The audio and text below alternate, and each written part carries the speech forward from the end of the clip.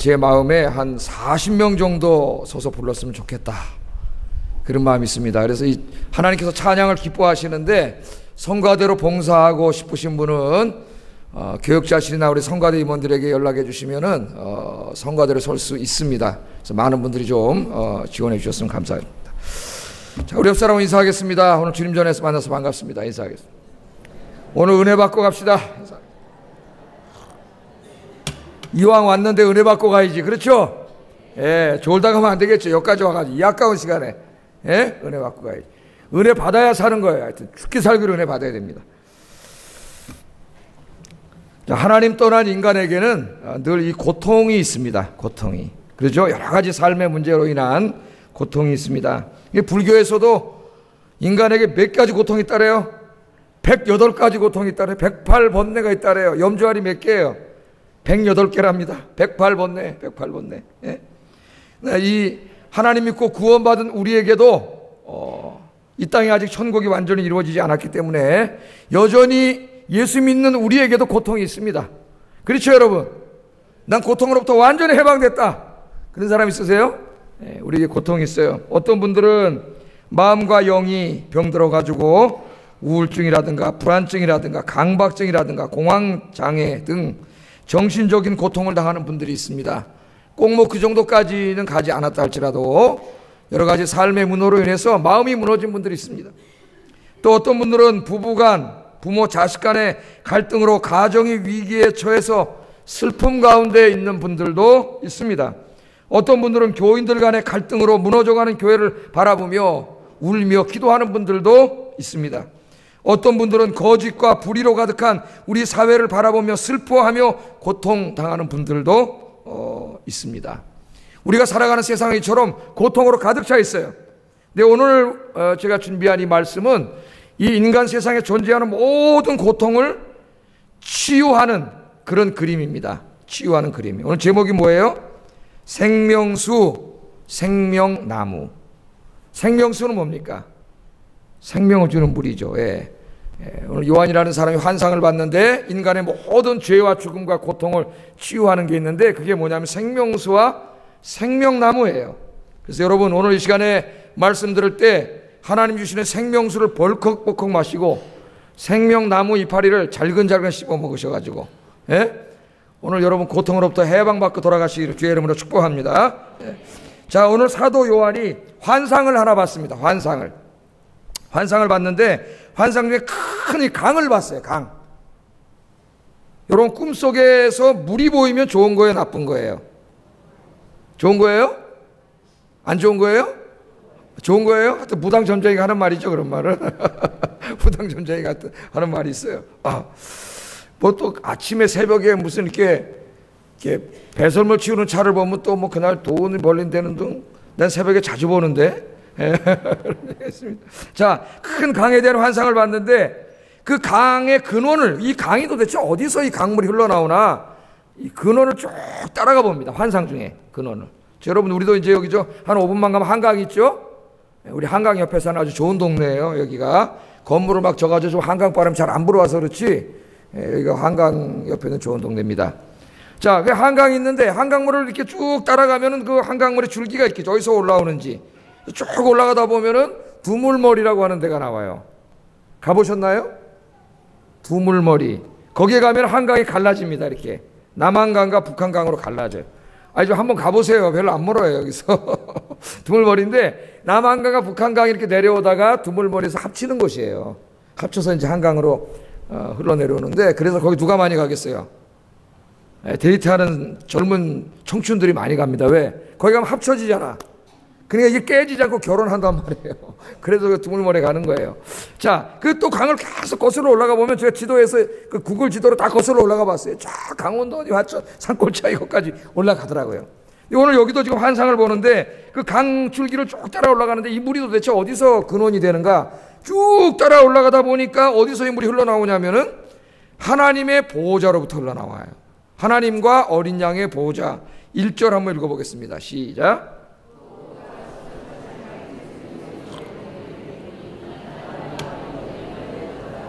길 가운데로 흘러나오더라. 아멘. 야, 이 물이 어디서 나와요?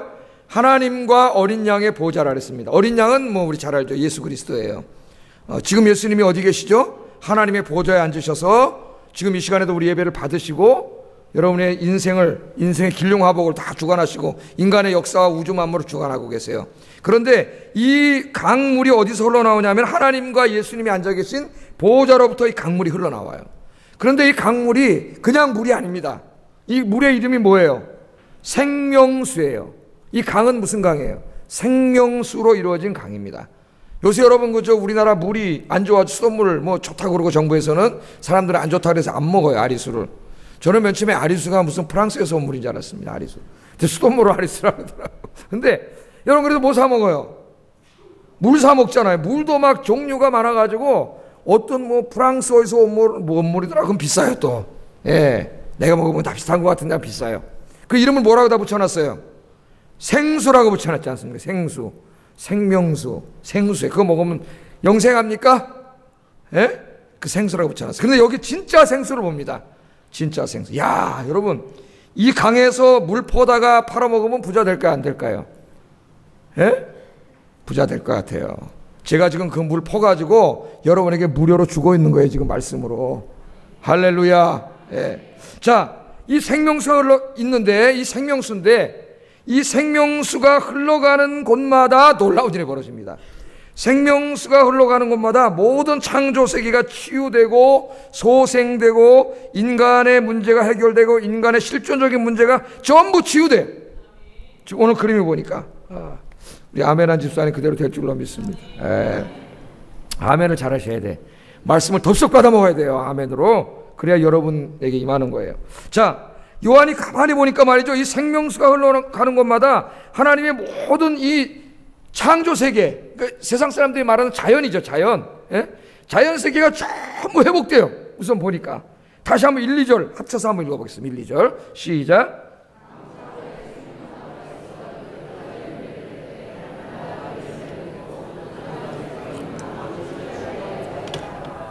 아멘. 자, 생명수가 길 가운데로 흐르는데 생명수가 흐르는 곳 옆에 어떻게 됩니까? 잎이 무성하고 열매가 가득한 나무가 막 자랍니다. 나무라고만 얘기했지만은 벌써 거기는 풀이 자라고 숲이 무성해진 거죠. 아무것도 없는 광야 같은 땅에 막 숲이 무성해지는 그런 그림이 여기에 보여지고 있습니다. 자, 이것은 죽어있는 모든 생명이 살아나는 그림이에요. 살아나는 그림. 이 물은 무슨 물이에요? 생명수예요. 예? 생명수가 흘러가는 곳마다 어떻게 해요? 죽어있는 모든 생명들이 살아나는 역사가 일어나요. 지금 이걸 환상으로 보는 거예요. 자, 여러분 이 그림 많이 어디서 보지 않았습니까? 구약성경 어디서 봤어요? 예? 아시는 분? Raise your right hand. 에스겔 누가 에스겔서에서 맞죠? 에스겔서 47장 1절에서 12절 여러분 집에 가서 한번 꼭 읽어보세요. 에스겔서 40장부터는 마지막 때에 이루어질 하나님 나라 천국을 그 예루살렘 성전의 회복이라고 하는 그림으로 보여주는 아주 그 웅장한 그림이에요. 천국의 장 에스겔. 그냥 읽기는 참 어렵습니다. 뭐 광이 얼마요 장이 얼마요 막 이렇게 나오는데 그 47장 1절에서 12절에 보면은요 오늘 이 요한이 본 환상과 똑같은 환상을 에스겔이 봐요. 요한보다 한 600년 전에 본 거예요. 그러니까 미리. 어떻게 됩니까? 에스겔서 여러분 잘 아시죠? 10장 11장에 보면은 이스라엘 사람들이 하도 죄를 지으니까 예루살렘 백성들이 하도 죄를 지으니까 하나님이 떠나가십니다. 성전에서. 여러분 그걸 아셔야 돼요. 여러분의 가정이 죄로 가득하면 하나님이 여러분 가정 떠나세요. 이 교회가 인간적인 냄새와 정치와 인간의 죄로 가득하면 하나님이 교회를 떠나세요. 그 교회는 이제 하나님의 교회가 아니에요. 더 이상 인간들이 모여서 싸우고 정치하는 곳이지 하나님의 교회가 아니에요. 하나님 떠나가셨어요. 그래서 주저앉아 버렸습니다. 하나님 떠나가니까 어떻게 해요? 에스겔서로 잘 읽어보세요. 금방 망해버려요. 하나님 떠나면 망하는 거예요. 여러분 하나님 떠난 인생은 망하는 인생이 되는 거예요. 바벨론군이 들어와서 금방 다 그냥 점령해 버리잖아요. 그런 절반 가운데 있는데 나중에 에스겔 40장을 보니까 하나님 환상을 보여주는데 소망의 환상입니다. 하나님 떠나가셨잖아요. 10장 11장에서. 그런데 저 성전 동쪽 문에서 말이죠. 환상 중에 보니까 막 물이 막 성전 안으로 들어와요. 물이.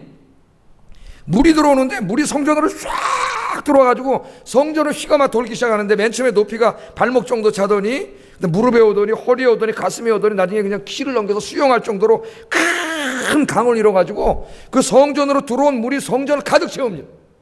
이 그림을 잘 보세요. 우리 교회가 그렇게 돼야 돼요. 여러분 인생도 가정도 그렇게 돼야 됩니다. 성령으로 가득 차더니 성령에 가득 찬 물이 이제는 동쪽 문으로 다시 바깥으로 나가요. 그래서 그 바깥에 이 광야로 흘러나갑니다. 거기다 죽은 땅이에요. 죽은 땅. 광야로 이 물이 흘러나가는데 흘러나가는 곳마다 어떤 역사가 일어나요? 예? 생명이 살아나요. 막 나무가 자라고 꽃이 피고 열매가 맺고 풀이 자라고 큰 숲이 일어나면서 이 성전에서 나가는 물이 흐르는 곳마다 여러분 쫙 생명이 살아나요. 이 그림이 성령 충만한 여러분들이 세상으로 나가면서 이 세상 사람들을 구원하고 전도하고 세상이 살아나는 역사에 대한 환상이에요. 환상. 우리가 그런 꿈을 꿔야 돼요. 이게 다 살아나. 우리 아영교회 성도들이 그렇게 되기를 주의 이름으로 축복합니다. 이 안에서 성령으로 충만한 여러분들이 저 문을 열고 세상으로 쫙 어려부터 털까지 나가가지고 전도하고 생명을 살리고 주일날 그 사람들 데리고 교회로 오는 위대한 역사가 일어나기를 주의 이름으로 축복합니다. 다 살아나는 거예요. 에스겔서 47장 12절 한번 읽어보겠습니다. 시작.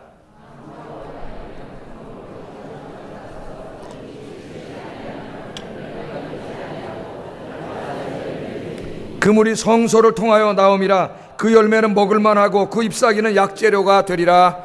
아멘. 다 살아나죠? 근데 이 물이 마지막에는 어디로 들어가요? 또 바다로 들어가요. 그 바다는 아라비아해, 사해바다, 죽은 바다야. 물고기가 살지 않아요. 염분이 너무 높아서 죽은 바다입니다. 그런데 글로 물이 들어가니까 어떤 역사가 일어나요? 바다가 살아나요. 이게 무슨 물이에요? 생명을 주는 물이에요. 생명을 주는 물이 들어가면 살아나는 거예요. 여러분 안에 들어오면 여러분이 살아나는 거예요. 이 물이 들어가니까 바다가 살아나는데 바다에 죽어있던 다시 이 어패류들이 다 살아납니다. 물고기들이 가득하고 조개들이 막 살아나고 바다 생물들이 다 살아나. 그래가지고 어부가 와가지고 그물을 치고 거기가 막 회복되는 바다가 다 살아나는 그런 역사가 나요. 한번 읽어볼까요? 9절 10절 에스겔 47장 읽어보겠습니다. 시작. 또 고기가 심히 많으리니 이 물이 흘러이르는 각처의 모든 것이 살 것이며 또 이 강가에 어부가 살 것이니 엔게디에서부터 에네글라인까지 그물 치는 곳이 될 것이라. 그 고기가 각기 종류를 따라 큰 바다고기 같이 심히 많으려니와. 그러니까 이 생명수가 가는 곳마다 식물이 다 살아나고 동물이 다 살아나고 바다 생물이 다 살아나고 이 생명물이 가는 곳마다 모든 게 소생되는 거예요. 이걸 지금 환상 중에 본 겁니다. 에스겔이. 그리고 지금 사도 요한도 똑같은 환상을 봤어요. 600년 후에. 그런데 에스겔은 이 물이 어디서 왔는지는 보지 못했어요. 그런데 이 사도 요한이 보니까 이 물이 어디서부터 와요? 지금 성전으로 들어온 물이 어디로 와요? 하나님 보호자로부터 와요.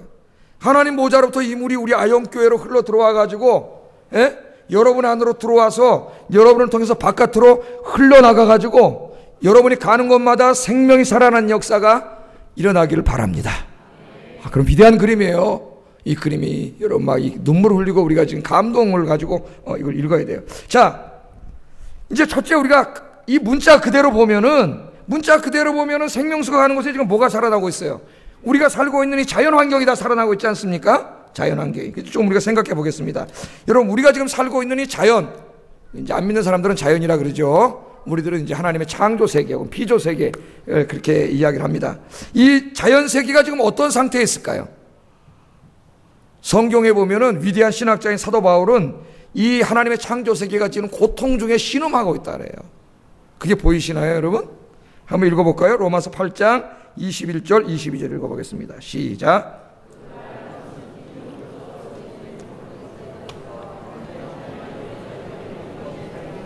피조물이 다 이제까지 함께 탄식하며 함께 고통을 당하는 것을 우리가 아느니라. 아멘.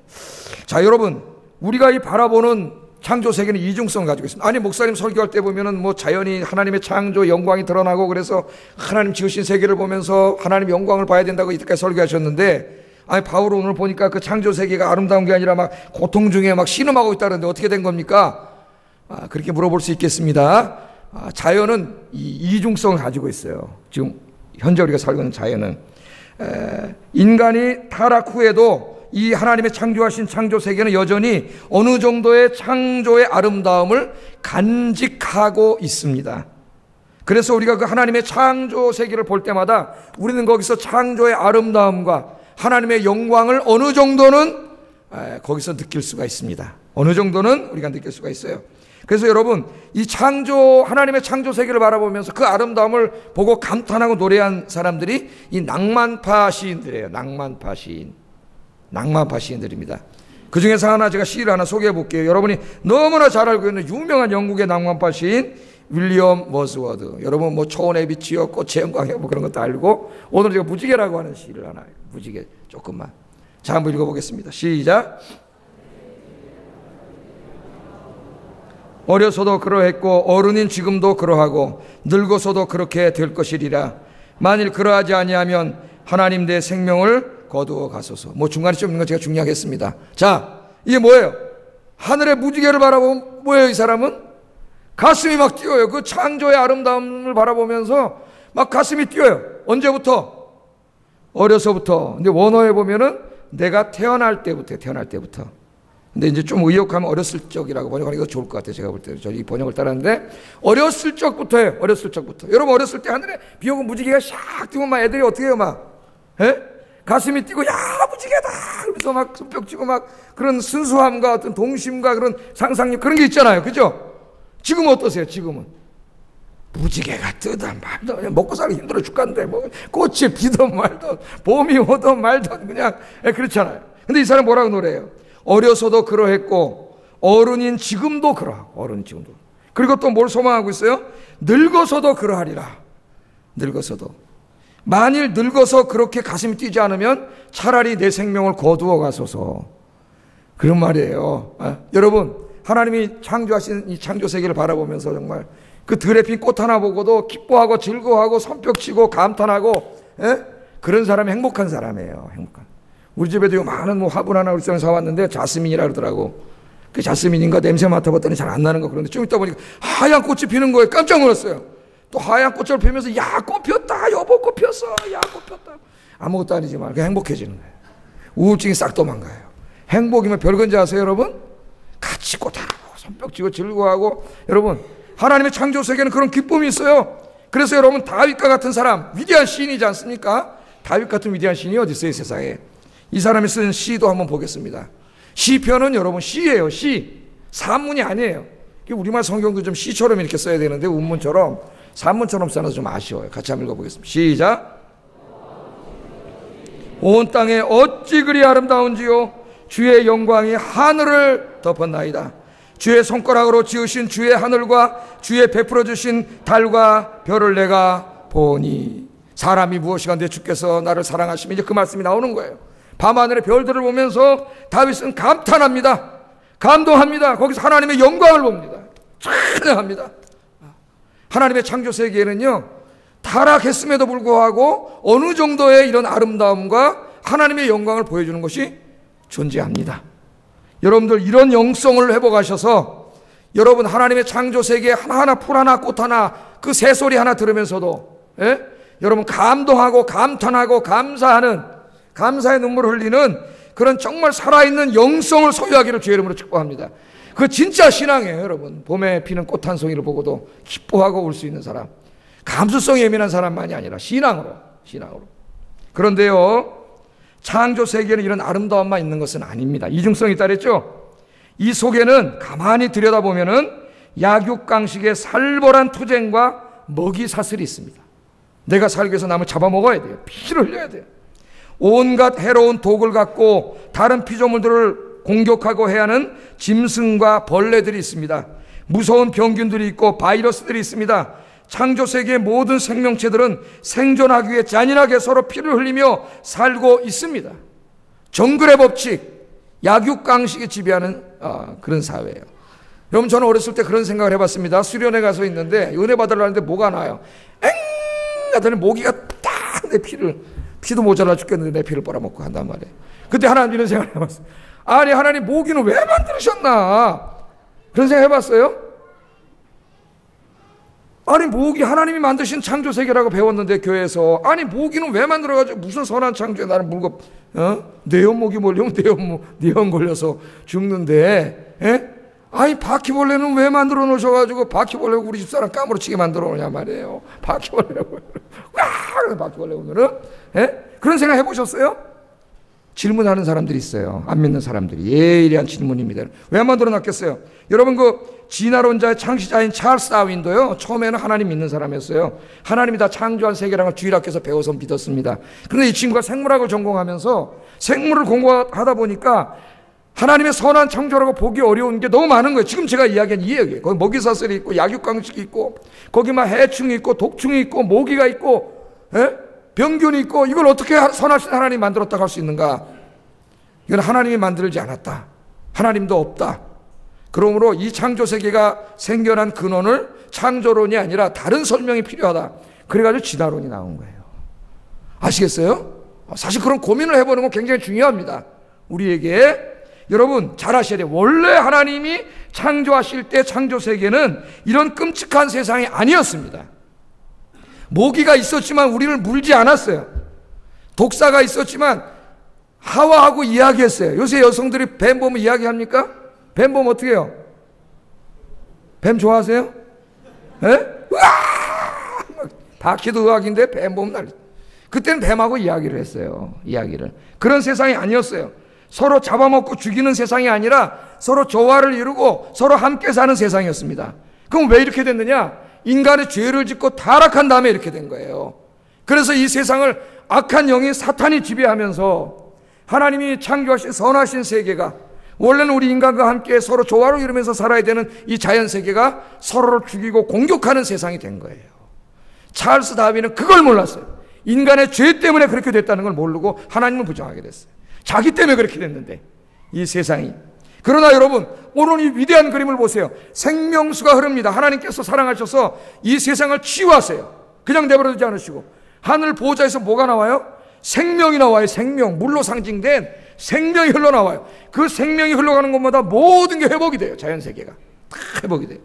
그래서 여러분 이사야 선지자는 이 위대한 그림을 보고 이런 시를 썼습니다. 이사야서 11장 6절 9절 한번 읽어보겠습니다. 시작.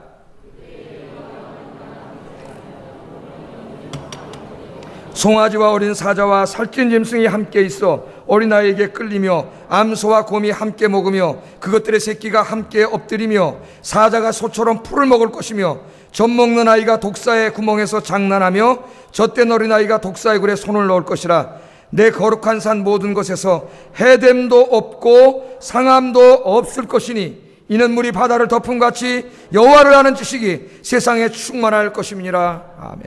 나는 여러분 죄악된 이 세상, 고통이 가득한 이 세상에서 여러분 이사야와 같은 환상을 볼 수 있기를 주의 이름으로 축복합니다. 여기 보세요. 이리와 어린 양이 함께 살고 있습니다. 여기는 좀 함께 살 수 있나요? 잡아먹히죠. 잡아먹게. 표범이 어린 염소와 함께 누워서 놀고 있습니다. 송아지와 어린 사자와 살찐 짐승이 함께 장난치고 있습니다. 어린아이가 독사가 놀고 있고 독사굴에 손 놓고 장난쳐도 물지 않습니다. 서로 사랑하면서 너무 조화를 이루어서 아름다운 세계를 이루어서 살고 있습니다. 미국의 유명한 마틴 루터 킹 목사님, 흑인 운동가죠. 그분은 이 말씀을 읽으면서 언젠가는 미국이라는 사회에도 흑인과 백인이 서로 미워하고 증오하고 갈등하지 않고 차별하지 않고 흑인과 백인이 미국에서 함께 주님을 섬기며 함께 사랑하며 살아갈 그 날을 꿈꿨어요. 그 유명한 I have a dream, 나에게는 꿈이 있습니다. 그 연설 여러분 아시죠? 이 말씀을 통해 그런 환상과 꿈을 가졌다. 꿈을 가졌습니다. 이 모든 그림은 회복된 에덴 동산의 모습이요, 하나님께서 이 땅에 세우실 하나님의 나라, 우리에게 익숙한 언어로 천국의 모습입니다. 그 나라에는 상함도 없고 해함도 없습니다. 모든 피조물들이 전부 회복돼서 서로 사랑하고 평화롭게 살아갑니다. 장차 우리가 살 그 나라예요. 그 나라에는 자연도 우리를 해하지 않습니다. 바닷물이 이렇게 생명을 삼키고 세월호에 수많은 아이들을 삼켰잖아요. 슬픔에 빠져있잖아요. 그 나라에는 그런 바다가 우리를 삼키지 않습니다. 태풍이 불어서 우리를 죽이지 않습니다. 모든 것이 하나님의 손에서 회복되는 그 나라를 이 땅에 하나님이 회복시켜 주실 줄로 믿습니다.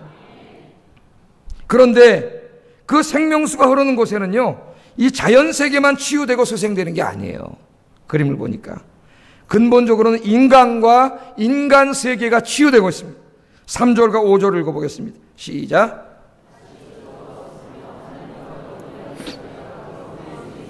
그의 종들이 그를 섬기며 그의 얼굴을 볼 터이요 그의 이름도 그의 이마에 있으리라. 다시 밤이 없겠고 등불과 햇빛이 쓸데없으니 이는 주 하나님이 그들에게 비추심이라. 그들이 세세토록 왕노로 다리로다. 아멘. 잘 보세요.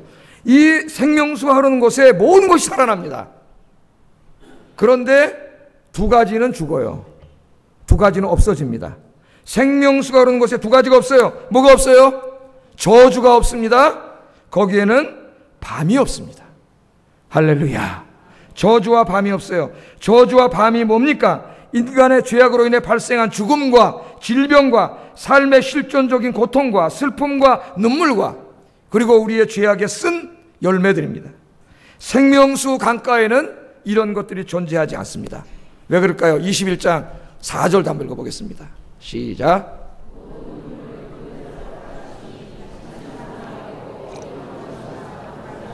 아픈 곳이 다시 있지 아니하리니 처음 것들이 지나갔음이로라. 아멘. 그 생명강가에 생명수가 흐르는 곳에 사람들이 왔어요. 예수 믿고 구원받은 사람들이 거기 오는 거예요. 여러분들은 그 나라의 시민권을 이미 받은 줄로 믿습니다. 시민권이 없는 자는 못 들어가요. 거기에 살 수 없어요. 지옥으로 가야 돼요. 시민권을 가진 자만이 들어가는 거예요. 그런데 우리 하나님께서 어떻게 하세요? 눈물을 닦아주세요. 눈물은 우리 인간이 이 땅에 살면서 당하는 모든 고통이에요. 고통의 상징이에요. 눈물을 닦아주시니 죽음이 없습니다. 거기는 영원한 삶에 죽지 않아요. 이제 천국에서는 영생을 주세요. 좀 이따 이제 우리가 말씀 살펴볼 거예요. 죄로 인해 발생한 슬픔과 눈물이 없습니다. 모든 사람들이 하나님을 사랑하며 서로 사랑하며 행복하게 살고 있습니다. 이 그림은 하나님께서 죄로 오염되고 병들고 파괴된 모든 창조 세계와 인간과 인간 세계를 치유하시고 소생케 하셔서 이 땅에 하나님 나라를 세우시는 위대한 환상입니다.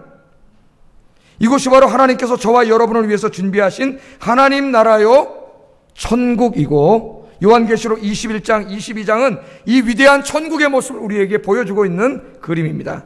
여러분, 여기서 살고 싶지 않습니까? 이사갑시다. 에? 그럼 지금 죽어야 되는데.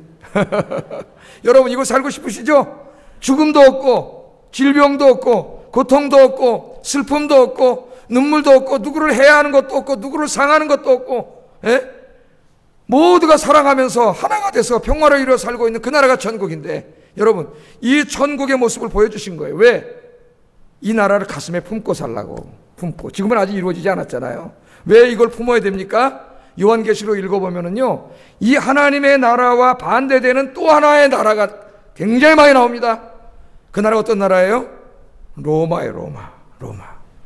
그 당시 세계 최대 강대국이고 또 로마는 하나의 도시입니다. 그 도시에는 온갖 화려하고 웅장한 건물들이 다 들어서 있습니다. 그 시대를 살았던 모든 사람들의 마음속에는 로마라고 하는 그 그림이, 그 잔영이, 그 영상이, 이미지가 그들의 가슴을 채우고 있어요. 로마, 그 번창하고 그 부강하고 화려한 로마. 그래서 하나님 나라가 들어갈 자리가 없습니다. 그래서 하나님께서 천국의 모습을 보여주세요. 천국의 모습. 로마하고는 비교할 수도 없는. 로마 사람 죽잖아요. 로마는 화려해 보이지만 요한계시록 17장에 보면 그 로마를 들여다보니 거기는 온갖 음료와 음탕함과 마귀와 죄악이 시끌시끌한 것이. 에? 여러분, 이 세상의 도시가 화려해 보이지만 그 안을 영적으로 들여보세요. 온갖 음란과 죄악이 가득한 곳이에요. 그래서 그곳에 마음 뺏기고 살잖아요, 여러분이. 에? 거기에 행복 있는 줄 알고 그리로 젊은 애들이 가잖아요. 토요일날 여기 신촌과 저 홍대 가면 너무 애들이 많아요. 거기 너무 애들이 많아. 마음이 아파요. 마음이 아파. 거기에 기쁨이 즐거움이 있는 줄 알고 가잖아요. 그 세상의 마음을 뺏기지 않으려면 이 하나님 나라에 대한 그 이미지와 영상을 우리 마음속에 간직해야 돼. 간직해야 돼요. 그리고 그 나라를 소망해야 이 땅에 소망 두지 않고 살 수 있습니다. 여러분, 이 천국을 주님이 준비하고 계시는데 이 나라를 여러분 매일 바라보고 여러분 영상으로 그리고 소망하며 살아가시는 여러분 되기를 주의 이름으로 축복합니다. 그래야 세상 나라를 바라보지 않아요. 자, 그런데 아직 이 나라는 이루어지지 않았습니다. 미래적인 나라예요. 종말에 이루어질 나라예요. 우리는 여전히 지금 이 죄악 세상 가운데 살고 있습니다. 죄와 죽음과 고통과 질병과 슬픔과 눈물이 지배하는 이곳에서 우리는 고통당하며 살고 있습니다. 예수 믿는 사람도 그렇게 살고 있습니다.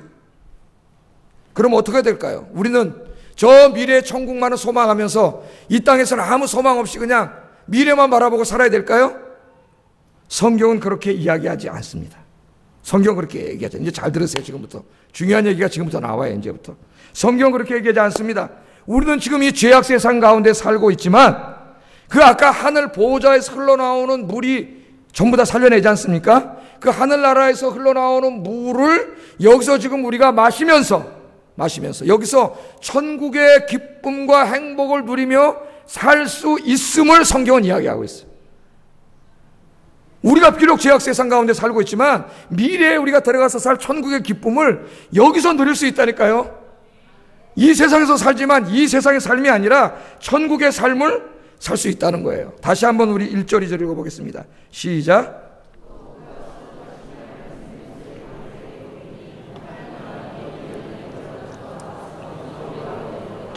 좌우에 생명나무가 있어 12가지 열매를 맺고 그 잎사귀들은 만국을 치료하기 위하여 있더라. 아멘.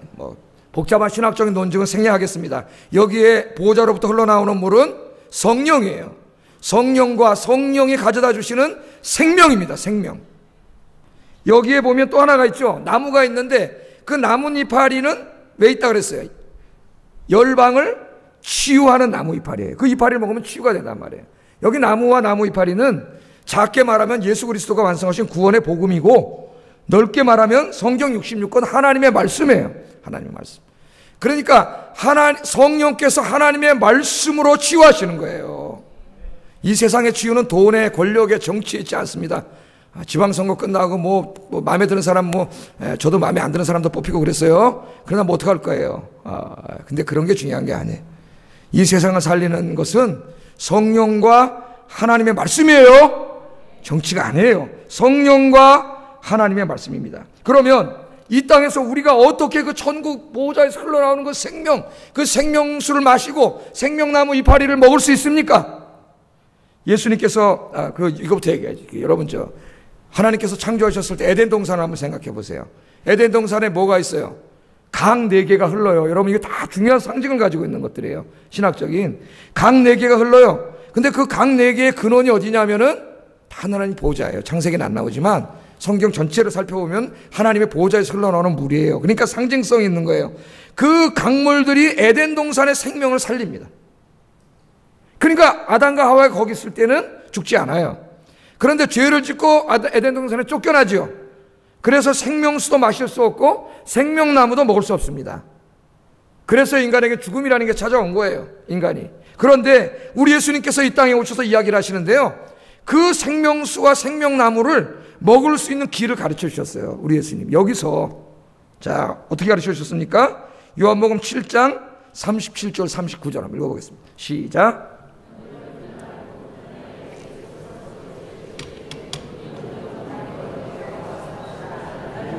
성경의 이름과 같이 그 배에서 생수의 강이 흘러나오리라 하시니 이는 그를 믿는 자들이 받을 성령을 가리켜 말씀하신 것이라.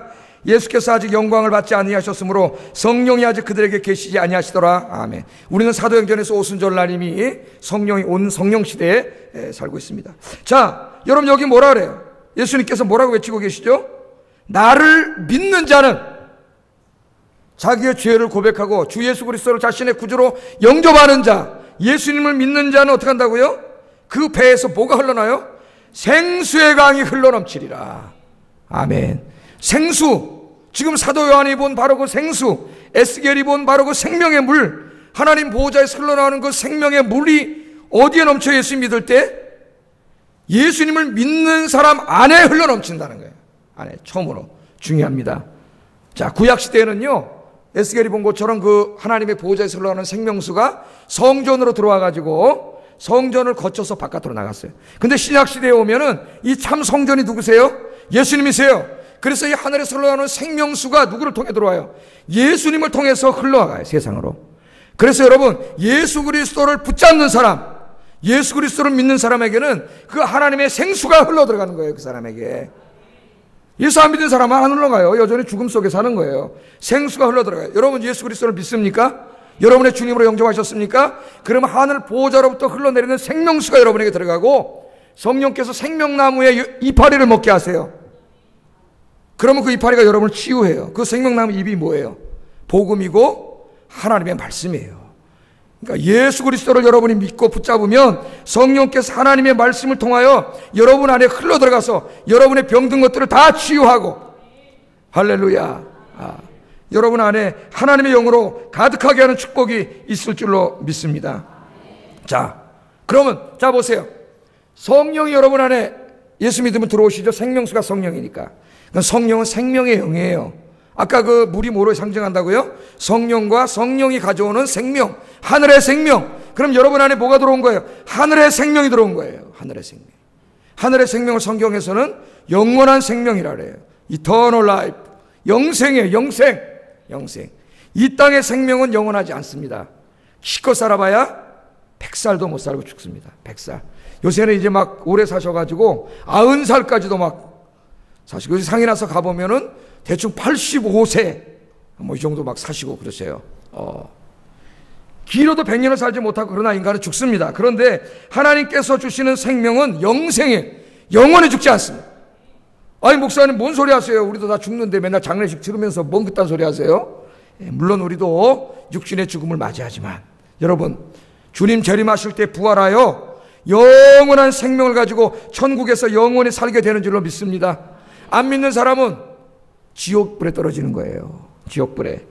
하나님께서 영원한 생명을 주시고, 그래서 여러분 안에는 하늘의 생명이 이미 들어가 있어요. 안 믿는 사람과 믿는 사람은 천지 차이라 그랬죠. 제가 겉으로 볼 때 똑같은 것 같아요. 그 사람은 생명이 없는 자, 여러분은 생명이 있는 자입니다. 하늘의 생명을 하나님 주셨어요. 그런데 이 성령께서 영생만 주시는 게 아니에요. 여러분 생명을 주실 때에 하늘의 축복이 함께 여러분에게 따라옵니다. 하늘의 축복. 천국을 지배하는 그 축복. 그게 뭐냐면 샬롬이라 그랬죠. 제가 샬롬. 설교 때 많이 하겠어요. 샬롬이 함께 와요. 그래서 성령께서 여러분 안에 샬롬을 가져다 주세요. 샬롬은 우리말로 번역하면 평화라는 말입니다. 신약에는 평화라고 하기도 하고 기쁨이라고 하기도 해요. 그래서 평화와 기쁨이에요. 이 땅에서 무슨 돈 좀 있을 때 여러분 그때도 기쁘고 뭐 평화롭고 그러지만은 그런 게 아닙니다. 이거는 하늘에 속한 거예요. 환경에 지배받지 않는 거예요. 그런 평화와 기쁨이에요. 그래서 베드로는 내일 사형당할 사람이 어떡합니까? 감옥에서 드르렁거리고 잡니다. 왜? 하나님이 샬롬을 주셨기 때문에 죽음이 두렵지 않아요. 사도 바울도 감옥에서 매 맞으면서 자성을 불러요. 왜? 그 안에 하나님이 샬롬을 주셨기 때문에 환경에 지배받지 않아요. 이런 축복이 여러분에게 있기를 주의 이름으로 축복합니다. 이 샬롬이 임하면요, 여러분 안에 치유되는 역사가 일어납니다. 여러분이 정말 주 예수 그리스도를 믿고 여러분 이 하나님의 말씀을 받으면서 아멘으로 받으면 성령께서 말씀을 통하여 여러분 안에 샬롬을 주시고요, 그 샬롬이 임한 사람은 치유의 역사가 반드시 일어납니다. 반드시. 할렐루야.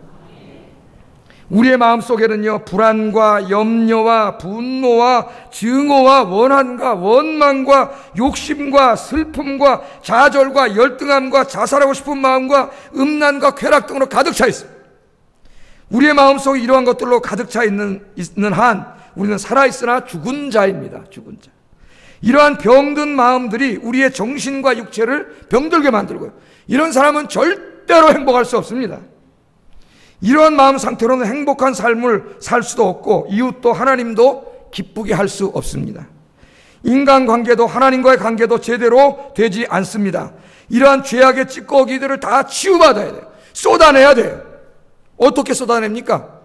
제가 지난주에 좀 말씀드렸죠. 요새 사람들이 어디 간다고? 절로 가면 절로. 왜? 명상하러 가요. 명상하러. 일주일씩. 명상하면서 이거 쏟아내 가는 거예요. 그것 때문에 자기들이 암 걸리고 뭐 이런 성인병으로 죽는 걸 알고 거기 가서 명상한다는 거예요. 명상. 뭐 잠깐 동안 뭐 평안이 올지 모르지만 여러분 그게 근본적으로 치유가 되겠어요? 여러분 주 예수 그리스도 앞에 와야, 예수 믿어야 해결되는 줄로 믿습니다. 여러분 가뭄에 물이 있다고 한번 생각해 보세요. 가뭄인데 샘물이 말랐어요. 그 물이 요만큼 고여 있어요. 어떻게 되겠어요? 고인 물이 썩겠죠. 썩고 막 악취가 나겠죠. 거기 벌레가 생기겠죠. 균이 생기겠죠. 사람들이 냄새가 나서 그냥 옆으로 지나가 버리겠죠. 하나님 떠난 인생이 이와 같아요. 교회는 왔다 갔다 하지만 정말 주님을 인생에 만나지 못한 인생도 마찬가지예요. 여러분 교회 맨날 오면서 이런 사람 되셔야 되겠습니까? 불쌍하게. 그런데 거기서 샘물이 터진다고 생각해 보세요. 한번. 샘물이 팍 터지면 어떻게 되겠어요? 밑에서 막 생명수가 팍 나오면서 벌레도 찌꺼기도 병균도 어떻게 됩니까? 다 몰아내겠죠. 조금 지나면 어떻게 될까요? 더러운 물은 다 물러가고 거기 생수만 남을 거예요. 생수가. 바로 이 예수 믿으면 그 사람 마음속에 이와 같은 동일한 역사가 일어납니다. 동일한 역사. 성령을 물로 비유한 게 거기에 있어요. 성령께서 생명을 가지고 여러분 안에 쫙 찾아오셔가지고 여러분 안에 뭐라고요? 나를 믿으면 생수의 강이 넘쳐요. 성령으로 충만하면 이 병든 마음이 전부 다 바깥으로 씻겨나가게 돼 있어요. 아까 제가 말씀드렸던 불안과 염려, 분노, 증오, 원한, 원망, 욕심, 슬픔, 좌절, 열등감, 자살하려고 하는 마음, 음란, 쾌락, 이거 전부 우리를 병들게 하는 거 아닙니까 여러분? 이게 다 몰아내고 성령께서 우리 마음속을 사랑과 희락과 화평과 오래 참음과 자비와 양성과 충성과 온유와 절제의 열매로 가득 채워주실 줄로 믿습니다. 성령의 열매가 주렁주렁 열려요. 우리 인격이 변화되고 품성이 변화되고 삶이 변화돼가지고 할렐루야 얼굴이 어떻게 돼요? 환하게 할렐루야 얼굴이 할렐루야 얼굴이 돼요. 제가 제자훈련하면 우리 집사님들이 그래요. 목사님 얼굴이 너무 빛이 나신데 그래 개기름이 흘러나 보지? 성령께서 주신 축복인 줄로 믿습니다. 기도하면은요 하나님을 자고 살면은 하나님이 불안 스트레스가 막 쌓이다가도 이걸 이렇게 해결해 주시기 때문에 얼굴이 환해져요. 이걸 가지고 있으면 죽어요. 이게 해결 못하는 분들이 암에 걸려 죽습니다. 엄청난 스트레스가 많이 쌓이는 사실 직업 중에 하나 인간적으로 하나 목사예요. 목사. 사람에게 평생 시달리면서 하는 게 목사예요. 사실은 이 하나님이 주신 일이니까 정말 그래도 저 사람 한 사람 변화시켜서 천국 보내려고 힘들지만 하는 것이지 이걸 그냥 하나님이 주신 일 아니면 안 해요. 나 당장 안 해버려 내일. 하나님 주신 일이기 때문에 힘들어도 하는 거예요. 할렐루야. 여러분 성령께서 다 치유하세요. 여러분의 마음이 여러분 오늘 예수 그리스도 붙잡고 여러분 기도하고 말씀 중에 여러분 치유되어서 여러분 마음이 정말 건강하게 치유되기를 주의 이름으로 축복합니다. 그러면 여러분이 먼저 행복해지고요. 여러분 가정이 행복해지고요. 그 다음 교회가 행복해지고 이 나라가 행복해져요. 제가 한 가지 말씀을 드릴게요. 제가 심리상담학책에서 읽은 상담 사례입니다. 실제로 있었던 일입니다. 제 기억으로는 지금 정태기 교수님 책에서 제가 읽은 것 같아요. 하루는 상담을 하는데 어느 남자 집사님이 상담을 하러 찾아왔습니다. 자기 집사라고 소개한 사람. 돈을 굉장히 많이 벌었습니다. 돈을 많이 벌었는데 아이들 때문에 고통을 당하고 있는 사람이었습니다. 아이들이 말을 안 들어먹어요. 보니까 애들이 아들만 셋을 뒀습니다. 아들만. 한 놈은 중학교 2학년, 하나는 초등학교 6학년, 하나는 초등학교 4학년. 이렇게 세 아들이 있는데 이 세 아이가 가출을 밥 먹듯이 한다는 거예요. 벌써 그 나이에. 그리고 본드까지 마시는 거예요. 본드까지. 어느 때에는 대구경찰서에서 데려가라고 전화가 오고 어떤 때는 목포경찰서에서 아이들을 데려가라고 전화가 오고 저도 옛날에 저 고등부 교사할 때 한국중앙교회에서 그때는 이제 평교사로 섬길 때인데 병신도로 목포에 가서 우리 부장 집사님이 애들 데려온 적 있습니다. 교회 애들. 지 부모는 안 가는데 그 교회 부장 집사님이 목포까지 가서 집 나간 애들 데려온 적이 있어요. 참 열심히 하시던 분인데 최청 장로님이라고 장로님 되시 지금 어떻게 되는지 모르겠습니다. 아이들을 얼마나 사랑하는지 당신도 그때 고등학교 다니는 애들이 있었는데 그 애들을 데리러 목포까지 가시더라고 부장이. 자 여러분 이 아이들 때문에 이 집사님이 반미치광이가 되어 있었습니다. 그런데 가만히 보면은요 문제 아이에게는 반드시 문제 부모가 잇따릅니다. 이 부부가요 얼마나 부부싸움을 자주 하는지 하여튼 싸움을 할 때마다 격렬하게 싸웠답니다. 격렬하게. 냄비 뚜껑 소뚜껑 막 날아가고 그렇게 싸웠대요. 사흘이 뭐다 하고 싸웠답니다. 그러니까 아이들이 집에 들어가는 것이 가고 싶겠어요? 안 들어가고 싶겠어요? 가기 싫겠죠. 도살장에 들어가는 것만 같은 거예요. 그러니까 아이들이 집에 안 가는 거예요. 집에 들어가지 않고 길거리를 배회하기 시작합니다. 상담을 하고 있는데 이 집사님의 큰아들이 또 가출을 했습니다. 또 가출을 했고 경기도 광주경찰서에 있으니까 아이 데려가는 연락이 왔습니다. 여러분이 부모님이 마음이 어떠시겠어요? 상담하시는 목사님이 이 집사님에게 부탁을 합니다. 아이를 데리고 오면 절대로 때리지 마십시오. 만일 때리면 저는 더 이상 상담 안 합니다. 그랬다는 거예요. 이 집사님이 태권도가 3단이래요. 3단. 그러니까 아이가 말썽을 피울 때마다 레프트라이트가 막 날아갔습니다. 뭐 다 한 번씩 경험이 있겠죠. 우리도. 아이를 때리지 말고 첫 마디를 배고프지 뭐 먹을래? 그렇게 얘기하라고 가르쳐줬어요. 때리지 말고 절대. 따뜻한 목소리로 배고프지 뭐 먹을래? 그렇게 하라고 가르쳐줬습니다. 이 목사님. 자, 갔더니 아이가 딱 있는 거예요. 순간 아이가 아버지를 보면서 왜 그럴까요? 레프트 라이트 날라올까 봐. 그랬더니 아버지가 이상하게 변했습니다. 상담받고 왔잖아요. 배고프지? 뭐 먹을래? 아버지가 그러는 거예요. 애가 깜짝 놀라더라는 거예요. 짜장면 먹고 싶습니다. 그러더라고요. 그래서 가서 짜장면 사줬대요. 그랬더니 2그릇을 이놈이 순식간에 먹어버리더라고요. 짜장면 2그릇을. 예? 그때 이 집사님은 그 아이를 바라보면서 가슴이 메어졌답니다. 이제 이 상담하시는 교수님이 목사님이자 교수님인데 5가지 실천 사항을 줍니다. 이 부부에게. 이걸 잘 들으시라는 거예요. 오늘. 이때까지 다 이론적인 거예요. 성서적이고 신학적이고 오늘 실천적인 거예요. 어떻게 하면 여러분 예수 그리스도를 붙잡고 성령이 여러분 마음속에 가정 속에 말씀으로 찾아오셔서 여러분 인생과 가정을 치유하는가. 오늘 여기 실천사항 5가지. 이게 참 중요한 거예요. 첫째입니다. 부부가 함께 무릎 꿇고 기도하기. 하고 계십니까? 2번째, 부부가 함께 하루 2번씩 찬송 부르기. 오늘부터 여러분 실천해 보세요. 셋째, 부부가 함께 성경 교독하면서 읽기. 한 절씩 주고받으면서. 4번째, 부부가 함께 시장 보기. 시장 갈 때 혼자 가지 말고 부부가 함께 가기. 5째, 저녁 설거지는 반드시 남편이 하기. 싸움하지 말고. 이렇게 5가지를 정해줬어요. 그리고 매일 밤 11시에 보고를 하도록 했어요. 보고 안 하면 상담 안 해줘요. 보고를 하도록 했어요. 처음에는 이 아저씨가 남자 집사님이 전화를 11시에 안 하면 안 되잖아요. 해가지고 교수님 오늘 죽지 못해 생쇼 했습니다. 생쇼 했습니다. 그렇게 맨날 보고를 했대. 생쇼 했다고. 근데 3주째 되던 날 놀라운 변화가 일어났어요. 이분이 전화를 했는데 11시에 보고를 하는데 이런 말을 합니다. 교수님 오늘은 생쇼가 아니었습니다. 이 소중한 가정을 주신 하나님의 은혜가 어찌나 감사한지요. 시장 바구니 들고 집사람 졸졸 따라다니면서 하루 종일 울었습니다. 설거지하면서도 울고 아이들 이름 부르다가도 울고 가정 예배 드리면서도 계속 울었습니다. 뭐가 이 사람 변화시켰을까요, 여러분? 부부가 함께하는 기도, 찬송, 성경 읽기를 통하여 성령께서 그의 마음을 완전히 뒤집어 놨습니다. 오늘 아까 요한이 바라봤던 그 환상, 보호자에서 흘러나오는 그 생명수와 그 생명강가 옆에 있는 그 생명나무가 성령과 말씀이 이 사람 안에 찾아가니까 이 사람이 변화되고 치유되는 역사가 일어난 줄로 믿습니다. 부부에게 울음이 쏟아지는 은혜가 임했습니다. 냄비 뚜껑 날아가던 집에서 함께 기도하다 손잡고 웁니다. 성령께서 찾아오신 겁니다. 아내 손잡고 남편 손잡고 기도하다가 찬송하다가 함께 우는 은혜가 여러분의 가정에도 충만하기를 주의 이름으로 축복합니다.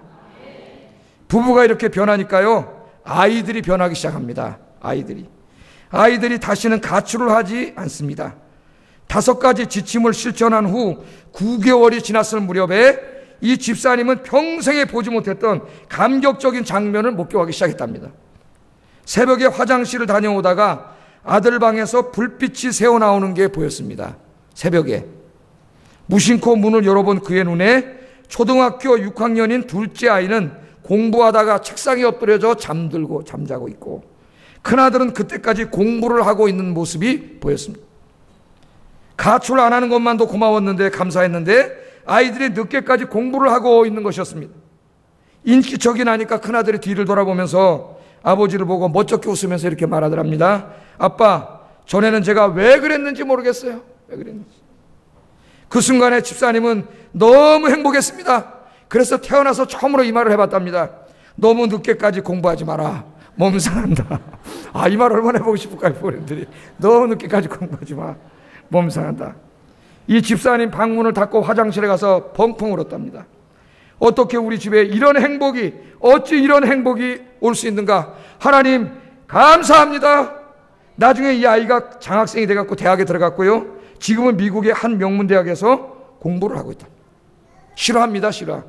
무엇이 다 파탄난 이 가정을 새롭게 했습니까, 여러분? 무엇이 이 사람을 살려냈습니까? 이 사람과 부인을 살리고 이 아이들과 가정을 살려냈습니까? 하나님께서 살려주신 줄로 믿습니다. 아내와 함께 손잡고 기도하고 성경 읽고 찬송 부르고 부부가 함께 행복하게 사니까 성령께서 말씀을 통하여 이 사람들을 살려주시고 아이들을 살려주시고 가정을 살려주는 역사가 일어난 줄로 믿습니다. 돈이 살리는 게 아니에요. 착각하지 마세요. 오늘부터 여러분 집에 돌아가셔서 우리 젊은이들도 기도하세요. 하나님께 여러분 인생을 맡기세요. 의지하세요.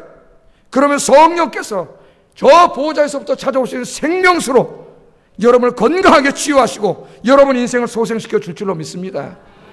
여러분 이렇게 성령 충만한 여러분들이 교회에 오면은 그 사람들이 이 교회를 회복시키는 거예요. 예? 죄악과 갈등과 미움과 정치가 난무하는 타락한 공동체도 성령 충만한 사람이 가득하면 생명을 살리는 교회, 사랑이 넘치는 교회로 변화될 줄로 믿습니다. 여러분들이 이런 일에 사용되는 여러분들 되기를 주의 이름으로 축복합니다. 이제 여러분들이 하나님은 여러분들에게 원하시는 게 있어요. 여러분이 이제는 직장으로, 학교로, 여러분 시장으로, 동네로, 세상으로 여러분들이 나가서 이 병들어 있고 죽어 있는 이 세상을 살리는 이 위대한 일에 쓰임받는 여러분 되시기를 주의 이름으로 축복합니다. 기도하겠습니다. 말씀을 생각하면서 기도하겠습니다. 하나님 아버지, 우리도 오늘 위대한 환상을 보았습니다. 죽음도, 죄도, 질병도, 고통도, 슬픔도, 눈물도, 미움도, 증오도 없는 영원한 행복과 기쁨, 샬롬이 가득한 그 나라를 보았습니다. 이제 이 세상 잊어먹게 하시고 그 나라를 내 가슴에 품고 그 나라를 바라보면서 지금 여기서 주 예수 그리스도 안에 그 나라의 생수의 강을 내가 먹으면서 내가 살아나고 가정을 살리고 교회를 살리고 이 세상을 살리게 해 주시옵소서. 기도하겠습니다. 사랑하시는 하나님 감사합니다.